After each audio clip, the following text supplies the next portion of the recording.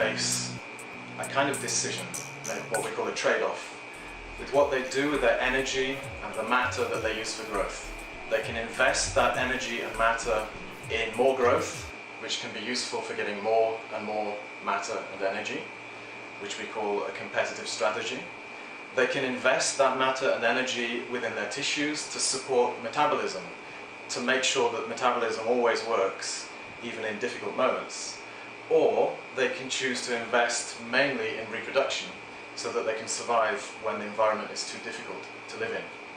And this means that most organisms have what we call a strategy, a way of investing their resources between one of these three extremes.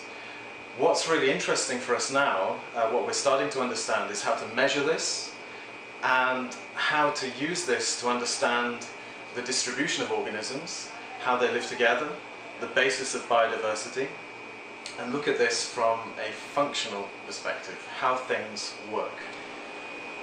Well, we're trying to understand the limits of survival, of how organisms can live together, and I think one of the useful things about coming here and comparing it with my situation in Italy is that I see a range of different ecosystems which have different characteristics, different functional characteristics, different organisms that survive in different ways. We have some extreme habitats which are extremely stressful, very difficult to live in, and we have habitats where there's a lot of competition between plants.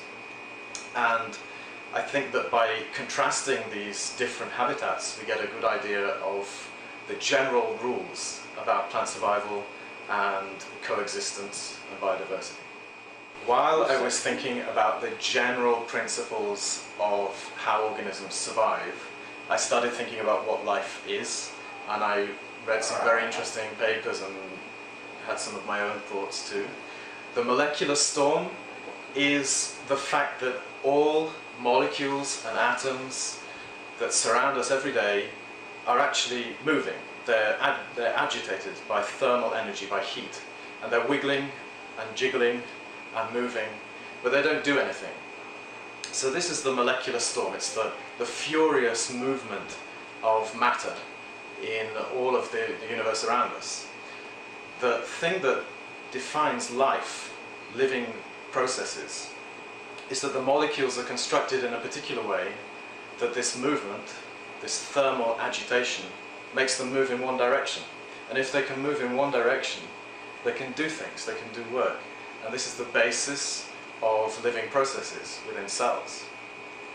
So the molecular storm is the force that moves things, and the directional motion is the motion of molecules in one direction to do work within living cells. That's what makes us a rare and special manifestation of life in the universe. Well, one of the things that I argued is that because thermal agitation is something that you can find around any star in the universe, that these processes of pushing life forwards are probably universal. It's highly likely, we know that there are lots of planets around lots of star systems which could hold life. And it's highly likely that the kind of thermal energy is correct for life on many of these planets.